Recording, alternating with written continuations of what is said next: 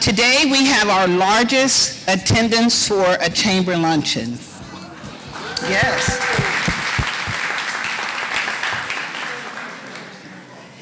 And thank you for attending. And if I haven't met you, I am Bonnie Haynes, and I am serving as your 2023 Chair of Board of Directors.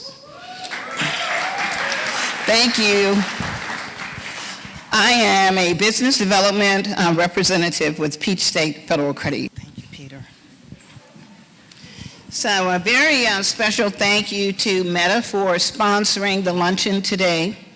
Unfortunately, Katie Comer with Meta wasn't able to join us. She sends her regrets and encourages us all to attend the Walton Chamber Business Summit, which has been scheduled for May the 16th. Meta will also be sponsoring that event. You'll hear a little bit more about that after the program today. So before we proceed with the program, we're excited to announce our Walton Proud, Why I Am Proud of My School contest winners. We have art on display out in the foyer of the church, so on your way out, please make sure you take a look at the displays. And there are 10 cards there representing each of the winners' names. So, we will now watch a few videos from our Why I Am Proud of My School video winners. And they are our pre-K through second grade video winner, Lucas Emilio, kindergartner at Monroe Elementary School. Our grades 3 through 5 winner videos, Gabriel McClendon of Loganville Christian Academy. Our middle school winners video, George Walton Academy video production class, and our high school winners for video, George Walton production class, LCA Jordan Taylor, a 10th grader, and Walnut Grove High School video production class.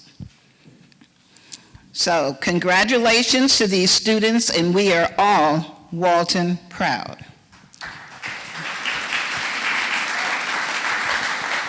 I like helping people up, I like going to specials, and I like people asking me to play with them. I am proud to be a student of LCA because the kids here aren't just students, they're friends. My family recently moved to Georgia, and when we came to LCA, I was looking for a best friend. And then I got included in lots of things like Journey, which is a gifted program, chorus, and I got lots of friends, more than I thought I would.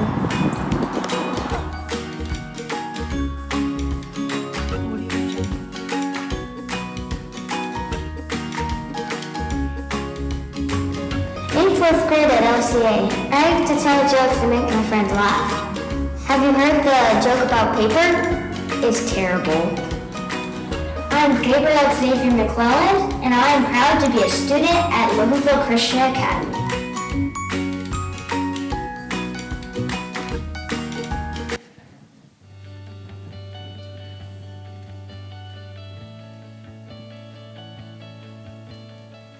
What makes you proud of the school? Everybody's just so nice, and all the teachers are very helpful.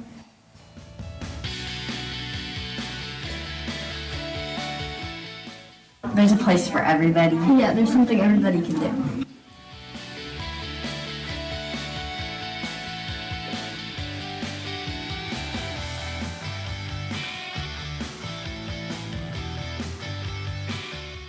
George Walton is a very unique opportunity for students and teachers to build a relationship. Being able to watch them go from being 5th grade students in the lower school to being seniors and building relationships and staying in contact with them is a great opportunity that I'm really glad to have.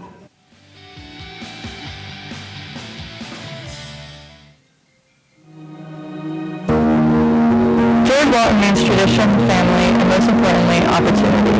Being a senior here, the traditions mean so much more, especially the Christmas tree presentation.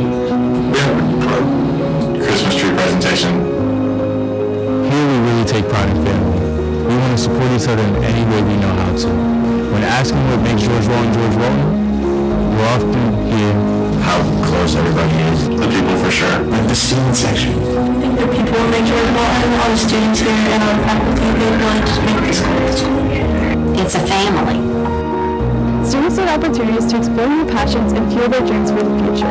George Walton helps students explore things that they have never been able to nor thought of before, such as the arts program, Theater program. Thank you, George Walton, for everything. Go Dogs!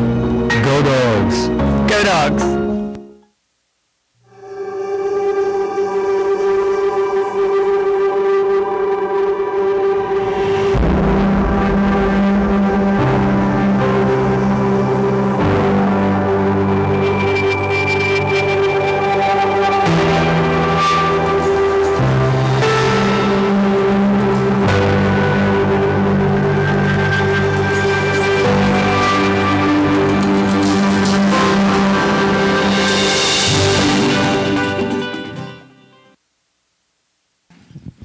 So we had issues with the Walnut Grove video. We couldn't get it to play, so we will try to get it ready for y'all to see the next time. It's so good at the end.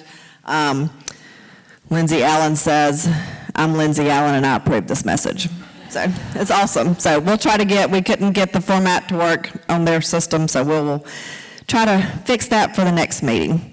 So we are excited to have all of you here today. We did have 145 people RSVP to come today, so that's awesome. We're glad to have everybody here. And congratulations to all of our Walton Proud winners. We do have some really cute displays set up. It's right behind the registration table. We'll move that out of your way so that you can see that on your way out today.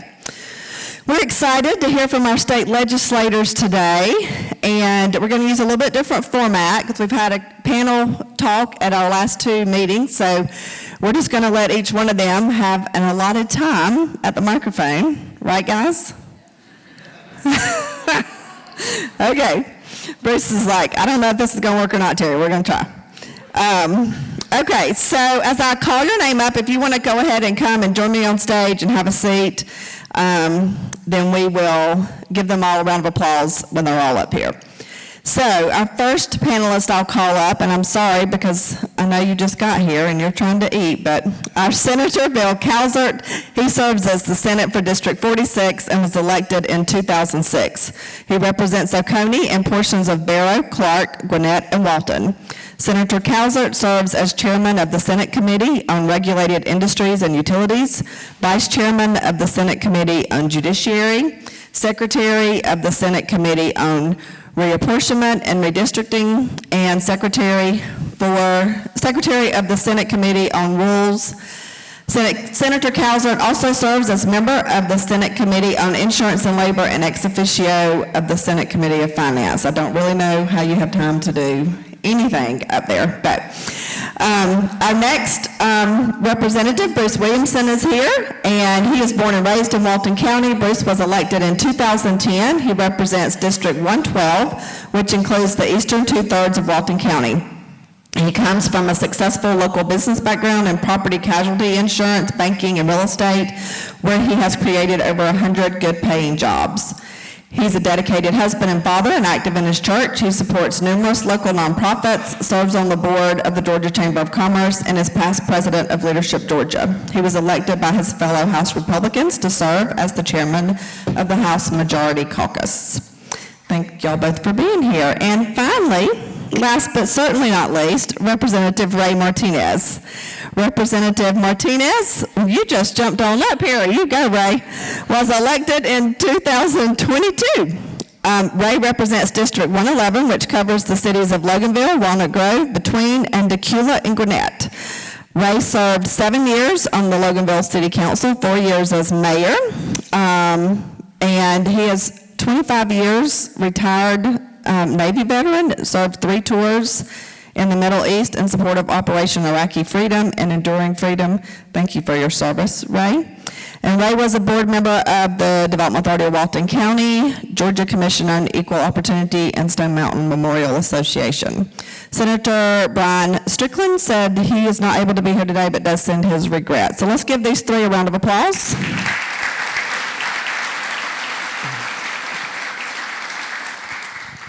So we have a few questions for them, but we really want them to have time to take your questions. So we're going to ask each of them to take their allotted time to answer the questions that we have provided, and then we're going to open it up for you all to ask questions. So here are the questions that they're each should answer for you. Can you tell us about a piece of legislation you were heavily involved with this session that passed and Walton County citizens and businesses need to know about? Can you tell us what you do in your real job, separate from serving as state senator or representative, how it has helped you serve in the position you're in, and how do you put that on hold for January through March to be able to serve? Can you tell us what kind of qualifications are required to run for state representative? That would be a question for Bruce and Ray, and then for Bill for senator. And then what is the average campaign cost? If you have opposition, or funds typically raised through fundraising events or what have you. So we're going to start with those. And how about Senator Cowser? You want to start us off? Am I on? All right, yeah. You want to just do them one at a time? Let's talk about an issue first and then come back around. We'll do it that way. I don't want to spend 15 minutes talking. Yeah. You know, one thing that's really neat about serving in our state legislature is that we're all citizen legislators. Everybody has a day job, and we're in the real world, so to speak. And when you're in your business and in your daily life, you see issues and how things are impacting business or you or different parts of your life that are interesting, and you're able to quickly then translate that into legislation if it's needed. So I don't carry many bills. If to sponsor a bill, we call that carrying a bill. I like to focus on just a few areas instead of being stretched too thin in the legislative process. You mentioned all the committees. Every senator serves on 4 different committees and sometimes ex officio on a couple more, and you start learning about those subject matters. But it's so many different things that we learn about in the legislature. In the last couple of years, I took an interest in foster care. And if you want to know why, really what got it started is I was living next door to Ray Goff's daughter, Lindsay Goff, and she and her husband had at that time had 3 little bitty children of their own, but also had a sort of revolving door of foster kids, often troubled teenagers, and I got to see up close the love of the foster care community taking care of these children who are really wards of the state, we call them, where they don't have their own families to look after them anymore.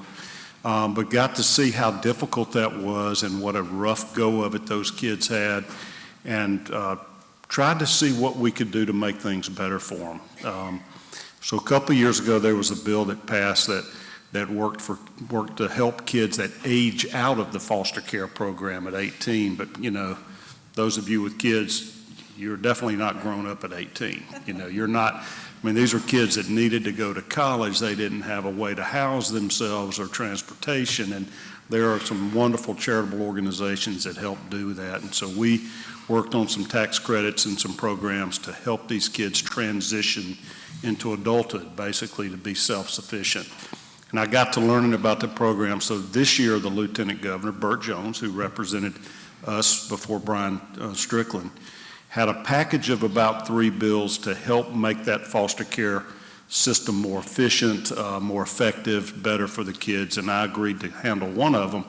And I see Judge Ott here. It's legal minutia, basically, but when you're taking a kid away from his parents, you know, termination of parental rights, those type of things, dependency proceedings, a lot of time that's based on medical testimony about information from a doctor. And it could be something as horrible as, sexual abuse or whatever, but you need some expert testimony to say whether or not the kid has been deprived or whether he's been abused or hurt or whatever.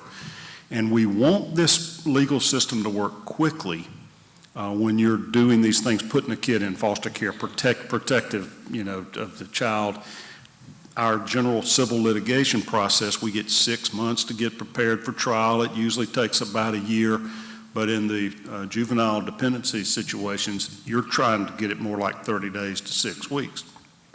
Well, in a civil case, you can introduce narrative reports from physicians instead of making them come to court live, but you have to give the other side 60 days notice.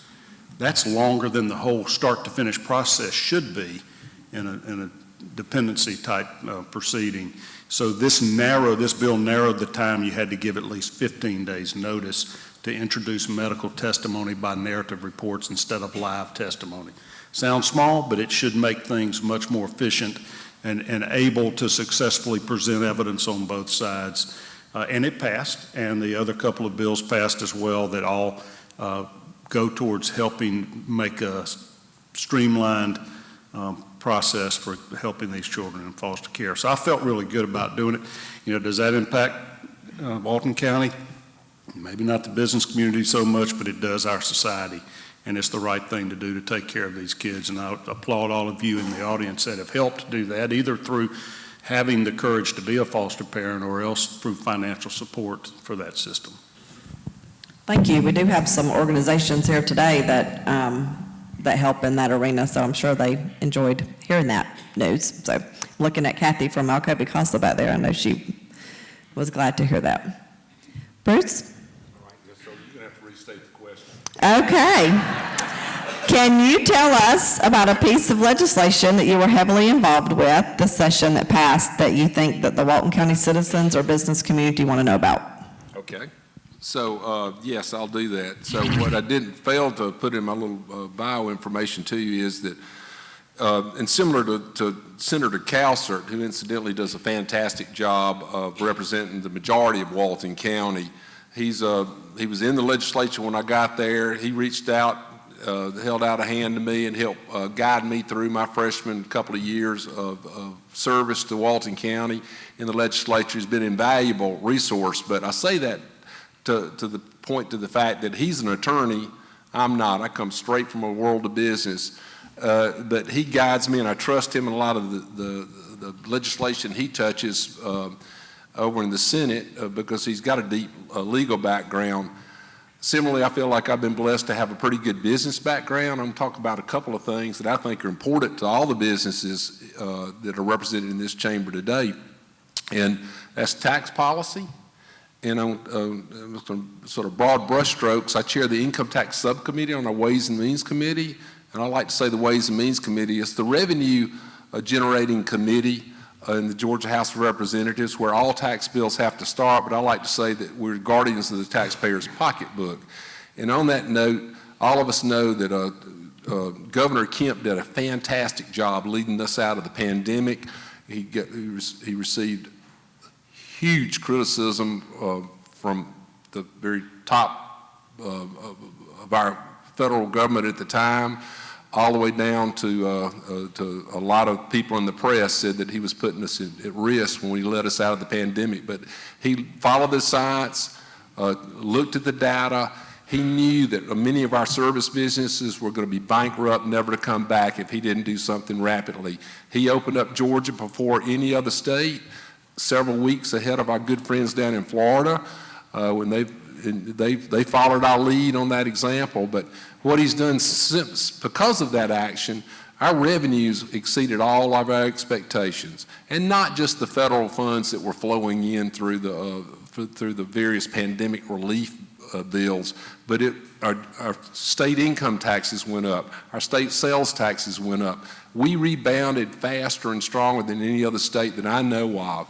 And as a consequence of that, Governor Kemp decided that, hey, we've got enough revenues to fully fund education, to meet our responsibilities in providing services to our citizens of Georgia. And last year, he did over a $1 billion income tax refund to those citizens of Georgia that had paid income taxes.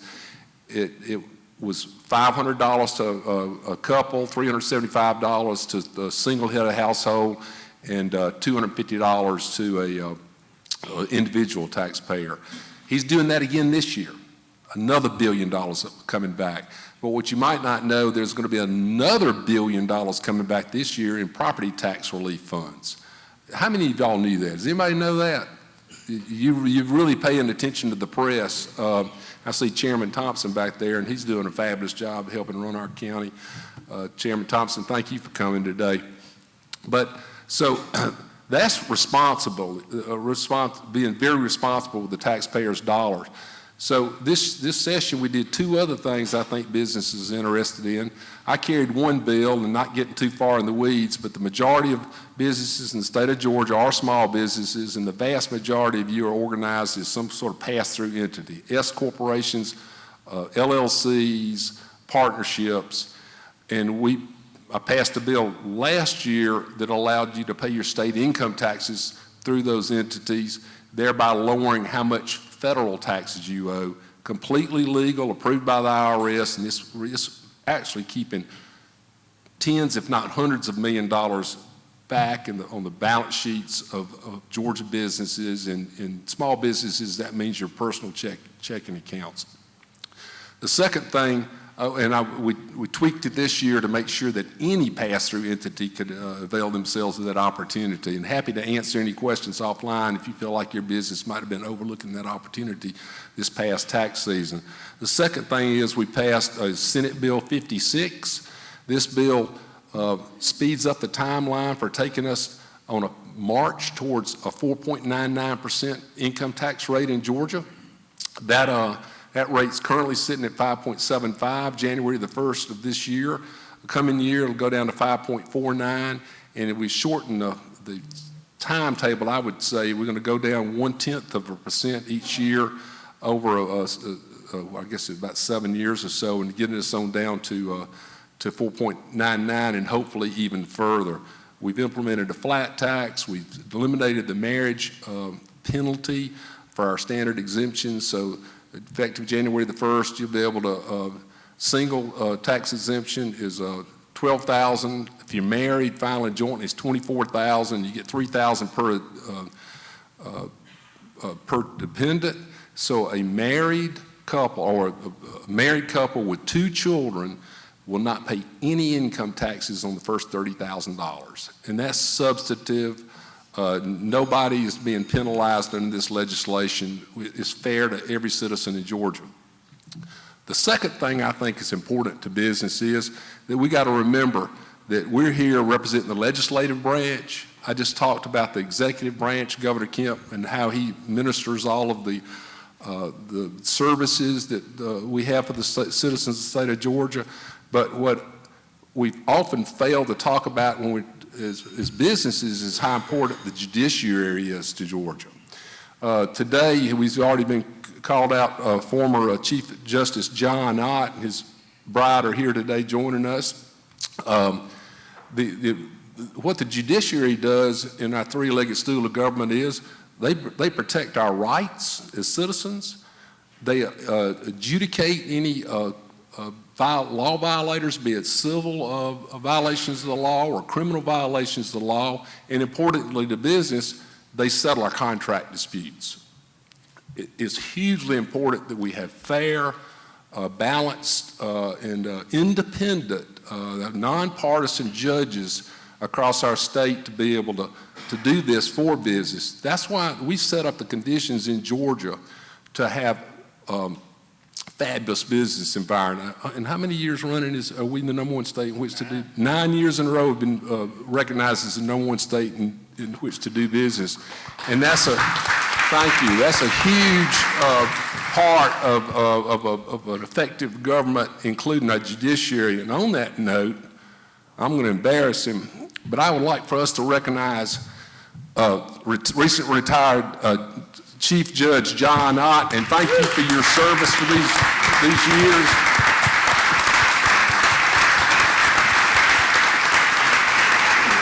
Yeah, get him up here. Judge Ott, do you mind coming up for a second?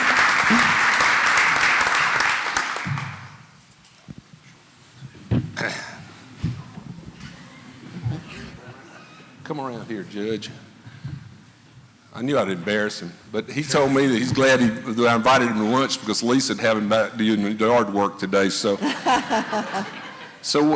Judge, with a little conspiratorial help, I've got a resolution I'd like to present to you. This is drafted by the House of Representatives and is signed by myself, Judiciary Chairman and former Judge Stan Gunner, Ray Martinez here in Walton County, former Judge Mitchell Scoggins, and Chuck F. Strachan, who's the Majority Leader of the House of Representatives, but I'm just going to read it briefly.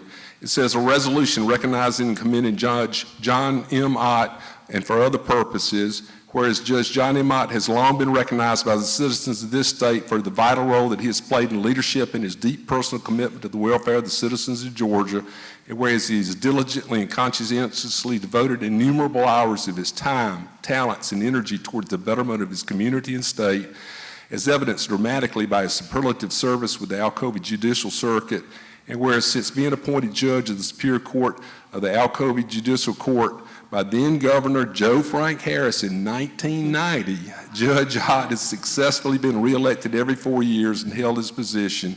And whereas during his more than 30 years on the bench, he has further served as the administrative judge for the 10th Judicial Circuit, a member of the Executive Council of the Superior Court Judges, a member of the Judicial Council of the State of Georgia, chairman of the Personnel Committee of the Superior Court Judges, and representative of the Superior Court Judges of the Interstate Commission for Adult Offender Supervision and Advisory Committee for the Georgia Department of Community Supervision. I'm glad it wasn't 35 years. I'd be out of breath.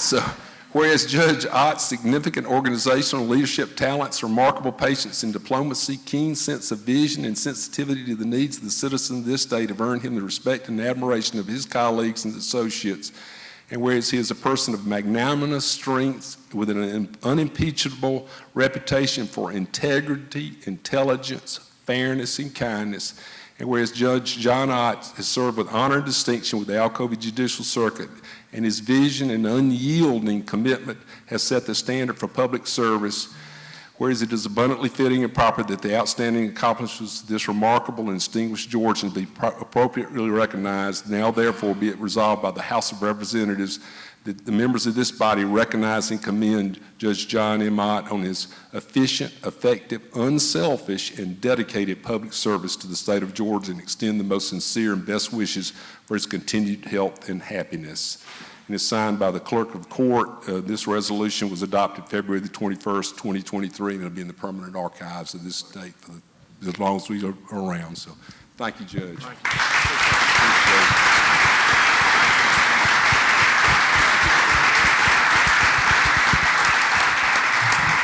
So I think I burned through my time. But you did. It's okay. Congratulations, Judge Ott. Thank you for your service. Ray, what did you work on this year? Wow, that is big shoes to fill. I tell you, let's go home. That's it. You guys have heard it all. I tell you, folks, Ray Martinez, you guys know, former mayor of Loganville City Council.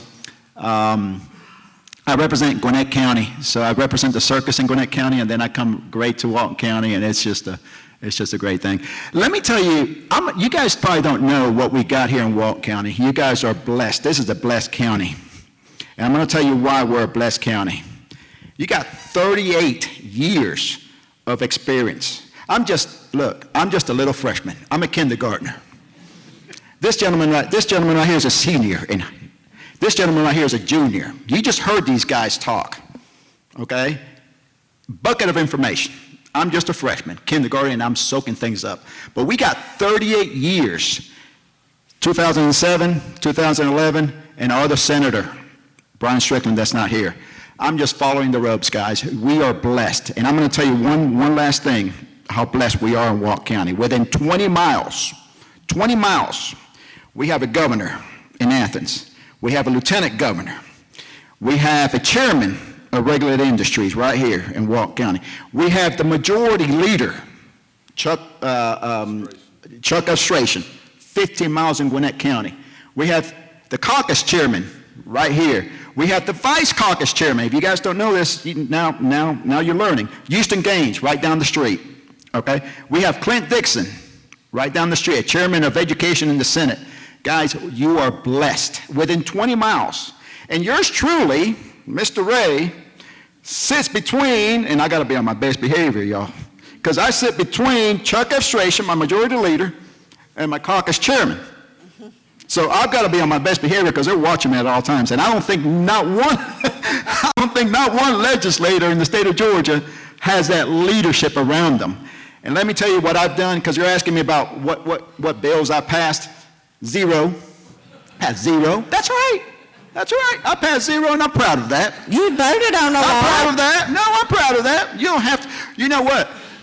But there was 800 bills. Over 800 bills were introduced, not passed. Remember that difference. Introduced this year by Democrats and Republicans. And let me tell you, I wish you could go on the website and look at some of those bills that were introduced. You say, what? What are they thinking? You know, I could introduce right now a bill. I want Terry Smiley's hair to turn red, and they'll go down to the legislator's office, and it'll be introduced. Now, is it going to go anywhere? No, it ain't going to go nowhere, but it is amazing. So, no, I'm not passing any bills. Now, what I did do, and Bill would know that, I'm working behind the scenes. If I see a bill that I don't like and I see it going too far, I'm going to nudge this gentleman right here and say, Mr. Bruce, or Bill, Mr. Bruce, don't do it. Don't do it. I'm not feeling it. So I'm keeping bills away because I believe we're just passing too many bills. 800 bills just on the House side. I don't know on the Senate side. Let me tell you real quick some of the stuff that Bruce talked about, but some of the stuff that's not getting a lot of attention on this budget. First of all, whenever you hear this, the Senate, we have this man right here, I call him, and he called me back within half an hour, and we talk. We have a great relationship. And to me, there's two things, and I'm learning. I was a former mayor, former local guy. You have to build those relationships. It's all about relationships.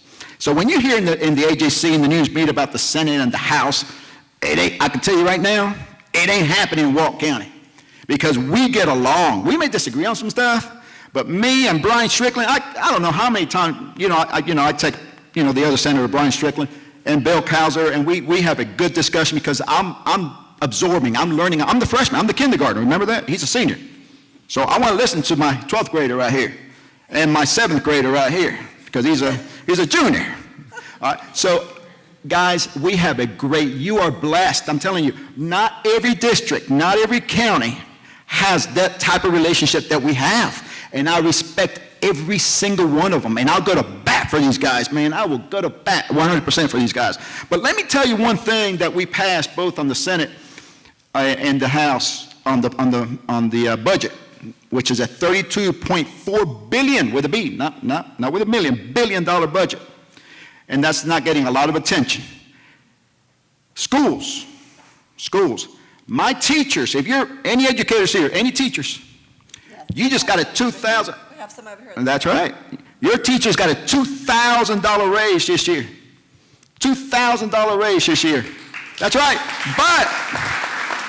But in the last 3 years, it's been $7,000. So we're looking out for our teachers. 13.1 B with a B. 13.1 billion is going just to education.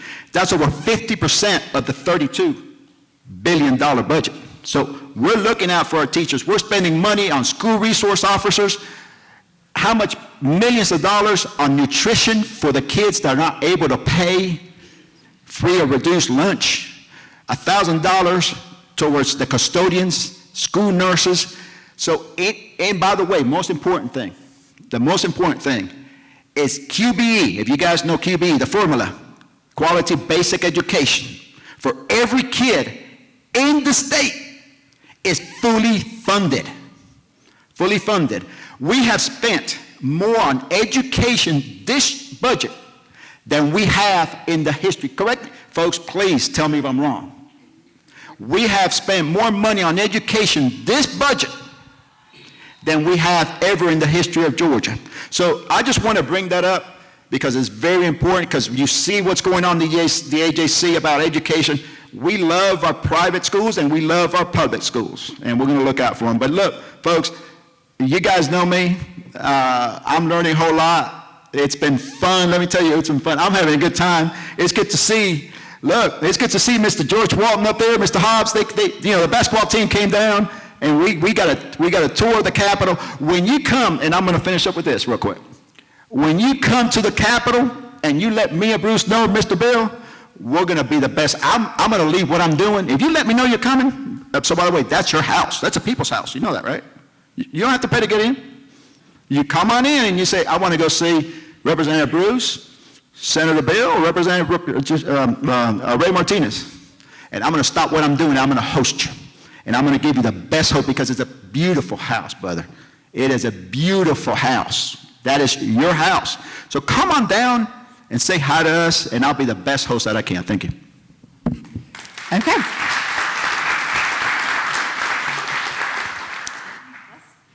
Y'all kind of already told us what you've done in your bio or whatever, but let's just take like one minute apiece and tell us how, like, what you do in your real paying job, separate from this role, how that's helped you serve in your position as senator or representative. So I'm an attorney. I have a general practice. Our firm is in Athens and do a lot of courtroom work. And I can tell you firsthand, Judge Ott was absolutely fantastic to appear before. We had multiple trials in his courtroom and was fair, orderly, respectful to the people there, and he's got a sneaky good sense of humor. You'll probably get to see a lot more of him now. He doesn't have to wear that black robe. But you'd be surprised, there's only either 8 or 9 attorneys in the state Senate out of the 56, and I think it helps to understand how laws are applied and how to understand how to write the legislation to accomplish the mission that you're trying to do, and so that is an advantage, I feel like, from my standpoint. Great. Bruce? So I believe the question is how long we served. I came in and served under Governor Deal, who did a fantastic job, and is just, and as I've already mentioned, Governor Kemp has just been unbelievable, as evidenced by his 62% favorability rating across any poll you can see. My background was, and I saw Abigail Coker. Where are you, Abigail? You tell your grandmother, I know her birthday's next week, and if I miss a phone call from her or to her, you tell her I remembered that. Abigail's grandmother and I worked together for a long time. I won't say how long, but I had Williamson Insurance Agency in Monroe. It's currently that was sold out, and that footprint is McGriff down on South Broad Street, directly across from Wells Fargo. Was along with the Chairman Thompson. I think he slipped out. No, there he is back there. We organized and founded Walton Bank and Trust. It was a very successful community bank that's now part of the Pinnacle not Pinnacle, but Truist footprint. And subsequently, we organized and founded Liberty First Bank, which is now part of the Pinnacle footprint.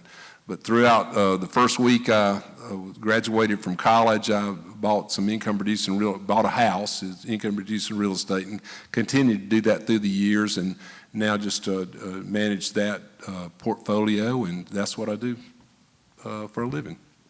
Great. Ray? Yeah, Ray Martinez. I'm retired military, 25 years, and then I had a small business. I love to cook, so I'm a chef by trade. Yes, I love that, small business owner. And basically right now I'm just serving. I really believe that sometimes it's not about, what you can do for yourself. It comes a time in your life that you want to serve and you want to give back. So I'm a small business owner, but at the same time I devote a lot of my time to give back. And one of the ways to give back is by serving, by coming to events like this, by doing career day and stuff like that. So I'm just enjoying life. We get a little older sometimes, and we look what's important in life.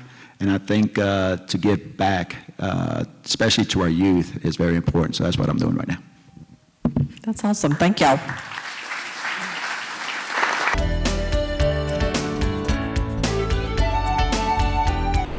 Thanks a lot for tuning in. We're going to show you some of the dogs that are housed here at the Walton County Animal Shelter. You can always come by and visit. We are open every weekday afternoon from 1:30 to 4:30 for general viewing, and on Saturdays from 10 to 1:30 for general viewing. If you have an approved adoption application, we do have morning hours available by appointment as well. You can see all that information on waltonpets.net, as well as a listing of all the dogs we're about to show you. Did you know it's springtime and the kitten season is picking up? We've already started getting in lots of litters of kittens, and so we do have adult cats and kittens. It's kind of hard to bring them outside to show you on TV, but if you go to the website, again, waltonpets.net, you can see all those adorable little kittens that are here at the shelter and available for adoption. So don't forget to either come by and have a look or window shop at waltonpets.net. Pick him up, see if he doesn't bite me, since he's so small.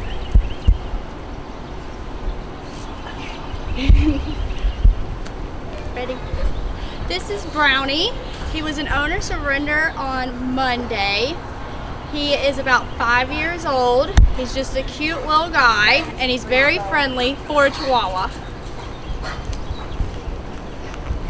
Come here, Max. Max, sit. Well, here we have brother and sister. This is Max. He's 3 years old. He's German Shepherd, Australian Shepherd mix. This is his sister. She's also 3 years old. Same breed, but she is spayed.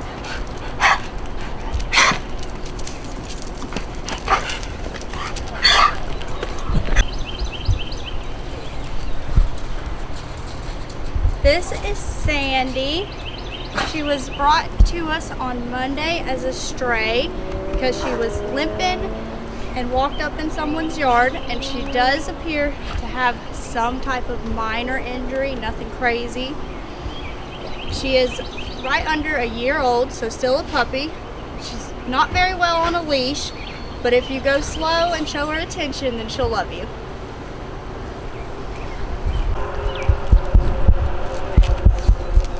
Here we have a pit mix. She's a female. She's about 3 years old also. She's really sweet, and we have been calling her Meadow. Let's go. Let's go. Right here. Come here.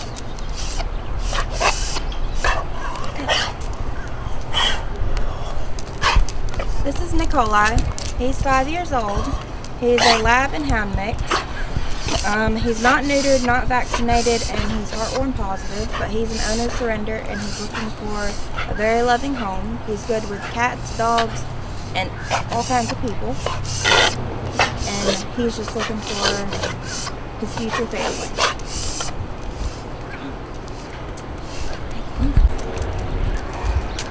This is Dee Dee. She's 2 years old. She's a pit terrier mix. She's not spayed, and she hasn't been vaxxed, but she is good with kids.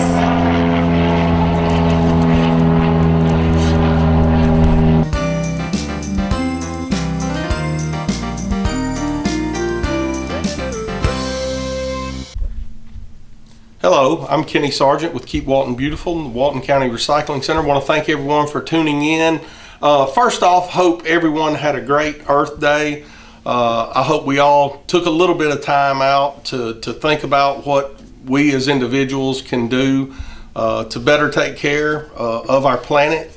You know, we're only going to get one of those, and I hope we did stop for just a minute to think about what Earth Day meant to us and what we can do, what we can start doing to do a better job of taking care of the earth that's been given to us.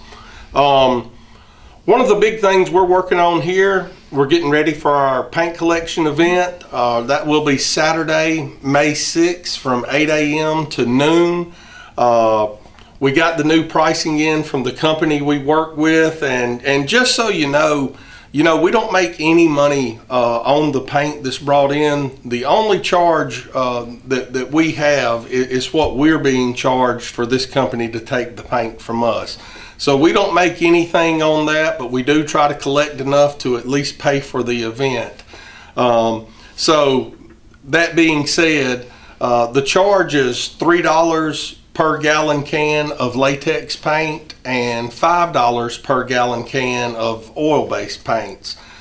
Just wanted you to be aware of that. We are cash or check only on the day of the event. We'll be out in the cul-de-sac in front of the center. It is a great way to get rid of any old paint you have at the house. If any of you've tried to get rid of it before, you know how difficult that can be. it's the best opportunity we have here in Walton County to properly get rid of that stuff.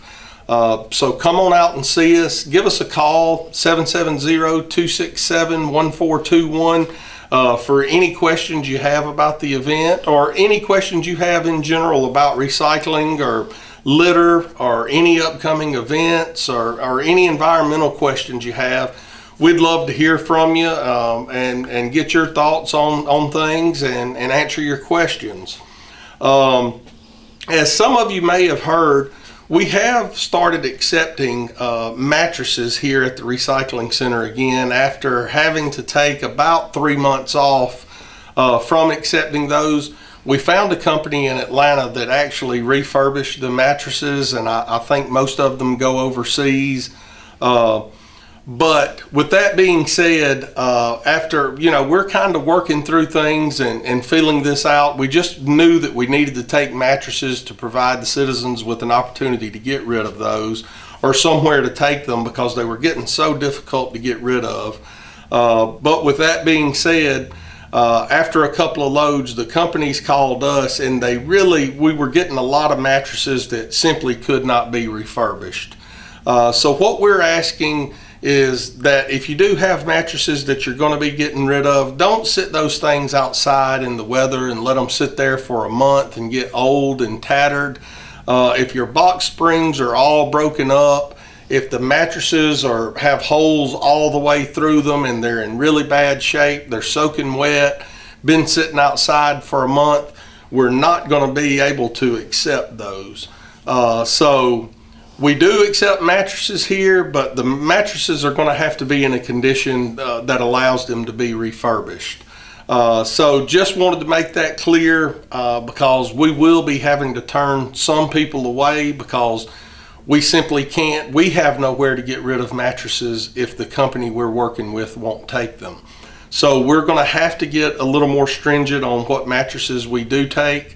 But the good mattresses you have, we do have a place to get rid of those now. It's $10 a piece for mattresses and box springs. And we're one of the few places in town that are taking them at all. So if you have those, bring them out. If you feel like it's questionable, give us a call out here and we can probably tell you if the mattress will be okay to bring in. And as I always do, come out and see us. Let us show you around the place. Let us show you what we do. Let us help you get started recycling. If you're a group that's looking for volunteer opportunities or cleanup opportunities, we'd be happy to help you get started on that. We could supply you with cleaning supplies for a cleanup. We can help you find locations. Any of that stuff, just give us a call, come out and see us. Again, our number is 770-267-1421. Hope to see and hear from you, and we'll talk to you again next time. Thank you.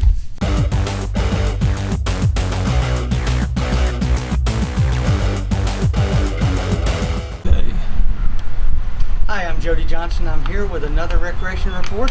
The weather is finally turning into the spring that we all hoped for, and the pollen seems to be gone, mostly because it rains at least once or twice a week. Hopefully that will subside. We've had a great spring baseball season with the weather going the way it is, so we're about a little over halfway done with our spring season. Our baseball and softball, soccer, and our track, all of that will be ending about the time school lets out this year. We've started all of our summer sports registration and some of our fall registration, so go online to waltoncountyga.gov. If you have a profile, you can go ahead and register for some of our sports. If not, you can create a profile and register for any of our football and cheerleading and our volleyball and our cross-country track and field. So make sure you get registered for that, and you gotta stop. Charlie started doing a dance. So we've had a lot of people have started registering for our fall sports program, so we hope you'll get registered for that. It'll continue for some of our summer stuff for the next week or two, and then we'll go into our fall sports registration right as school's letting out. I know that sounds a little ahead of the schedule, but remember we register while school is in. That way we can promote and kids know what's going on. So make sure you register for any of our summer and our fall sports before the end of May. The summer ones will end a little early because we start right at the beginning of June with those summer programs, which is our volleyball and our basketball, our summer basketball program. So those have really grown in popularity. A lot of people are participating in those as kind of a secondary sport or to get ready for some of the other things that we have going on in the spring and the fall. They're adding those summer programs because they're pretty short and they're really good programs. They only last 4 or 5 weeks. Something to do during the summer. They're both inside, so they're not near as hot as some of the outdoor sports. Speaking of our outdoor sports, our splash park is opening up around Memorial Day. So if you're planning a birthday party, I would suggest you contact our office immediately because those dates are filling up fast. We've added a second time slot on Saturdays to fill some of those requests that we had last year that we had to turn down. So our splash pad hours are from 10 until around 6 o'clock once school is let out. Once school is in and we're still having it open, we're open in the evenings from around 4 o'clock to 6 o'clock. It's a very popular place. We had probably 50,000 people that came through the turnstiles last year to have fun in with all the splash features that we have. Our pickleball courts out at in between adjacent to that facility are there and are getting well used. And so due to the popularity, we're adding additional pickleball courts out at Criswell Park. So we'll have 5 pickleball courts enclosed in the Agricultural Education Center. So during the winter months or during inclement weather, we'll have a place for you. And 4 outside courts will be built there as well. So 9 more courts of pickleball will be added to our all of our structures that we have here in Walton County. So due to the popular demand. And it's not just a senior sport. So a lot of younger folks are playing that activity now. If you're interested in that, go to our website. We'll have some information on that as well. So again, our sports programs are going very, very well. It runs real smooth when the weather's right, and when it's not, our guys have to get out and really work hard. So we look forward to seeing you at a park near you. Go on our website for that at waltoncountyga.gov. So until next time, thank you very much. Get up.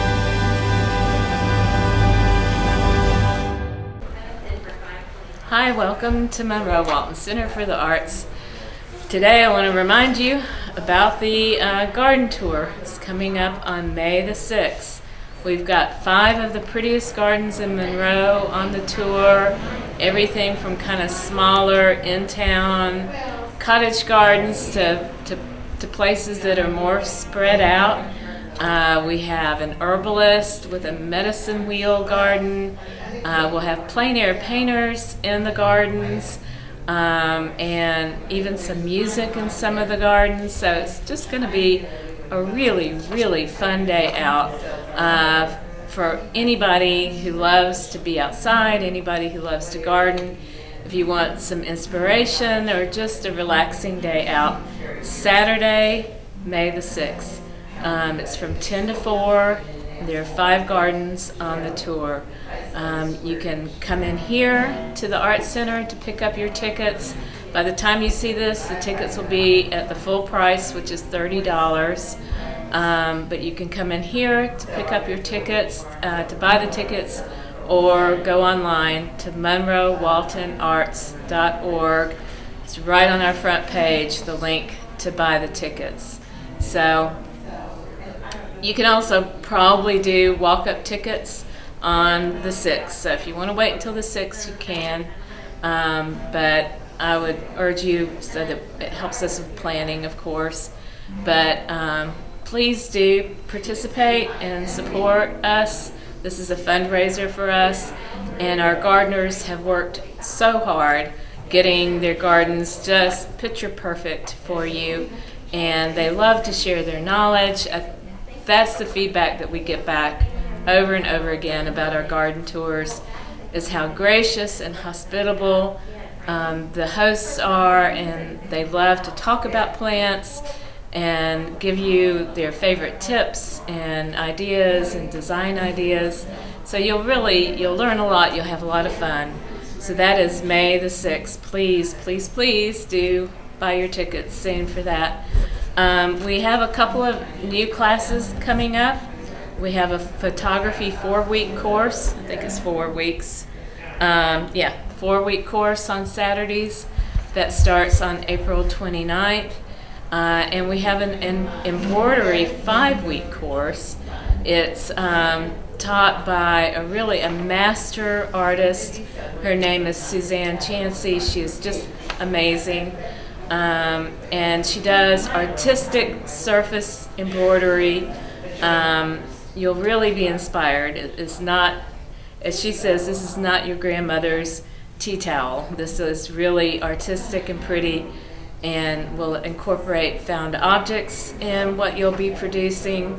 So again, if you go to our website, you'll learn all about it.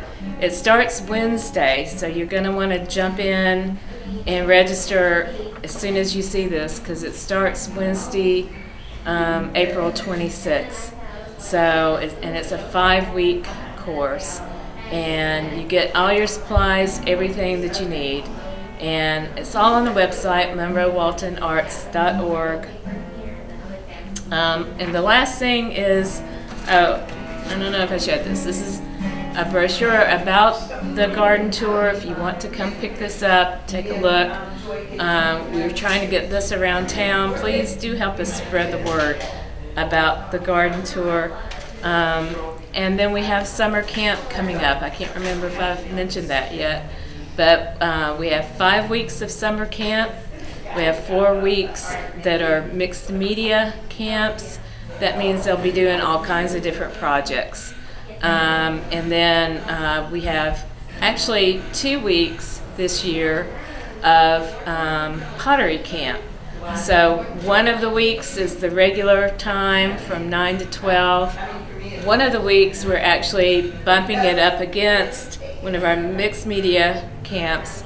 So there's an all-day camp if you choose to sign up for both. You can sign up for the mixed media camp in the morning and the pottery camp in the afternoon, or just choose one or the other. But so that's kind of new this year. So we'll have one camp this week that's kind of a all-day camp from 9 in the morning till 4 in the afternoon. All the others are from 9 to 12. The ages are about age 5 to up to about age 12 or 13. We do segment the kids out depending on how the ages run into a younger group and an older group. For pottery, you have to be at least 8 to take the pottery camp.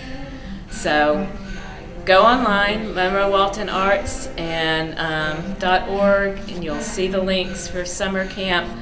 They are filling up. We just opened registration a couple of weeks ago, and some of the camps are almost full. So we really recommend that you jump in there and register if you know that you want to come. So you can come in always, register, talk to us, learn about what we have going on, pick up our class list, pick up our new rat card. It has a QR code. If you snap this, it'll take you right to our website, show you everything that we have going on. There's a list of our shows here on the back.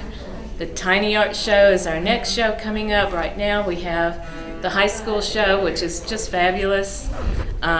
You'll be amazed. This show is here through May 18th. And then after that, we have the Tiny Art Show. In our Tiny Art Show last year, I think we sold 55 pieces out of the Tiny Art Show. It was a super popular show. Everybody loved it. You can buy little pieces of art, very affordable. It will fit in little nooks and crannies in your home or office. So that is coming up at the end of May.